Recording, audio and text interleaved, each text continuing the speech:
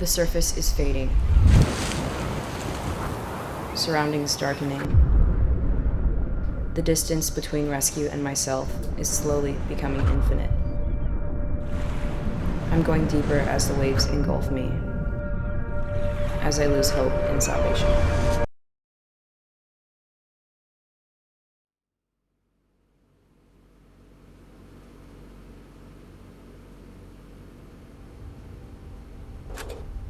A lot of the time, what drives humanity and drives life is motivation. And what people don't understand about depression is that it's not just sadness and it's not just pain. If anything, the worst form of depression is not caring at all. And I think that that's what the voices in my head were telling me to do, is to not care anymore.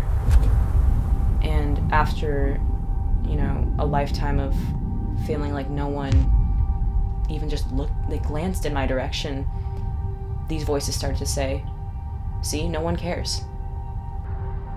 And I think that those voices telling me to not feel anything anymore hurt more than them saying, you're ugly, or people think you're annoying, people think you overreact.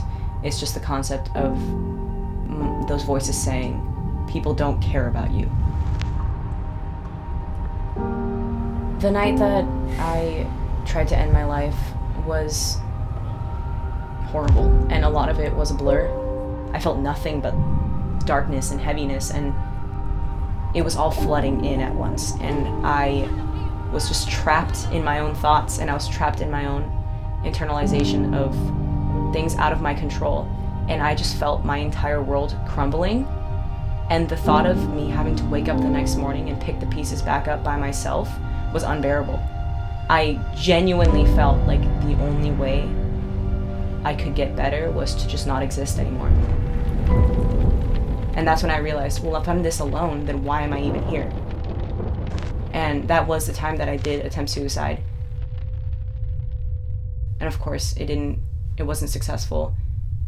And quite honestly, I am so, so glad that I failed in that moment.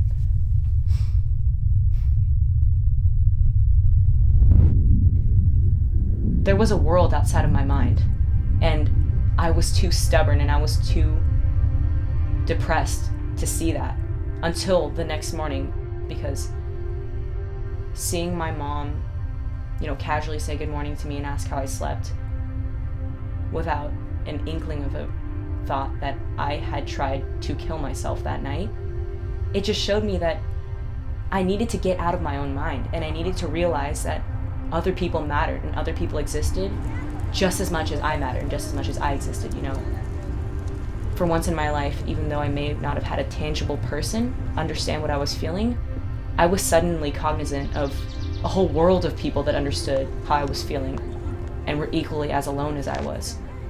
And just the mere thought of people miles across, like thousands of miles across the world, that lived in a different culture, lived in a different building, lived in a different city, in a different country, on a different continent, across a different ocean. Those people felt what I felt, and it was comforting. Whenever a person may feel insecure about seeking medical help for a psychological disorder, whenever those people feel insecure, I think they should instead realize that just makes them incredibly strong. Everyone has their own conscience, and everyone else experiences the world and views the world and values the world in a different way. I realize that though people may have a completely unique lens that they view their life and the world in, we all still have similarities within ourselves that they act as links that keep us connected. And that includes depression, but that also includes happiness. That also includes love and marriage and finding your soulmate and finding your purpose. Finding that light again is what life is all about. I remember that we're all in this together. We're all confused and we're all sad and we're all scared and we're all truly in the dark. I wasn't alone anymore.